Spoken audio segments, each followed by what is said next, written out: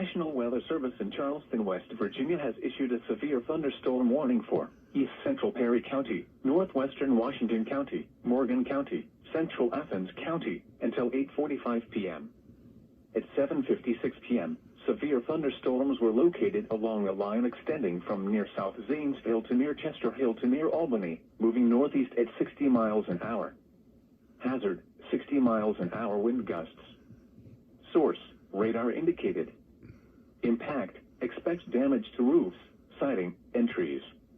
Locations impacted include Athens, McConnellsville, Beverly, Chester Hill, Malta, Stockport, Bristol, Amesville, Eagleport, Stroud Run State Park, and Hackney.